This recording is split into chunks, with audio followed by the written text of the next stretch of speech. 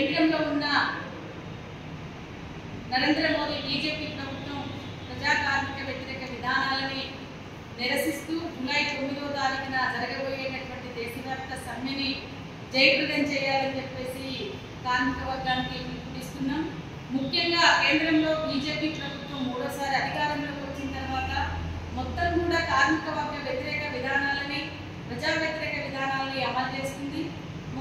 పోరాడి సాధించుకున్నటువంటి కార్మిక చట్టాలని కాలరాస్తూ మొత్తం కూడా రద్దు చేసి 4 లేబర్ కోడ్లుగా ముందుకు తీసుకొచ్చి కార్మికుల్ని కట్టుబానిసలుగా చేసింది. అవి తక్షణమే ఉపసంహరించుకొని కార్మిక చట్టాలని పునరుద్ధరించాలని చెప్పేసి సిఐటిగా మేము డిమాండ్ చేస్తున్నాం.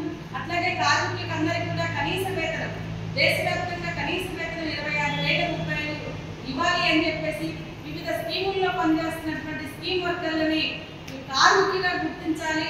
అట్లాగే వాళ్ళ స్కీములన్నీ కూడా ఈరోజు స్కీములన్నీ కూడా పేద ప్రజలకు ఉపయోగపడేటటువంటి స్కీములు, ఆ స్కీములన్నీ కూడా ప్రైవేటీకరణ చేయడంలో భాగంగా ఈరోజు అంగన్వాడీ సెంటర్లు మెర్జీ చేయడం కావచ్చు, లేకపోతే మధ్యాహ్న భోజనంలో నగదు బదిలీ తీసుకురావడం కావచ్చు, ఇట్లాంటివన్నీ తీసుకొచ్చి కూడా ప్రైవేటీకరణ చేస్తూ ప్రభుత్వం తన బాధ్యత నుంచి తప్పుకోవాలని చెప్పేసి చూస్తుంది.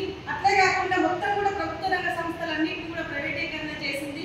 ఈరోజు అది ఇది అని ఏమీ లేదు, ప్రతిదీ కూడా ప్రైవేటీకరణ చేస్తుంది.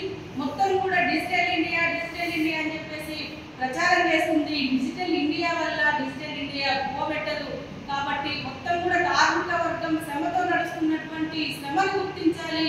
ఈ శ్రమను గుర్తించి వాళ్ళు పెట్టినటువంటి డిమాండ్ని పరిష్కారం చేయాలి. ఆ రకంగా కనీస వేతనాలు కావచ్చు, లేబర్ కోడ్ రద్దు విషయం కావచ్చు, ఇవన్నీ కూడా మొత్తం కూడా సానుకూలంగా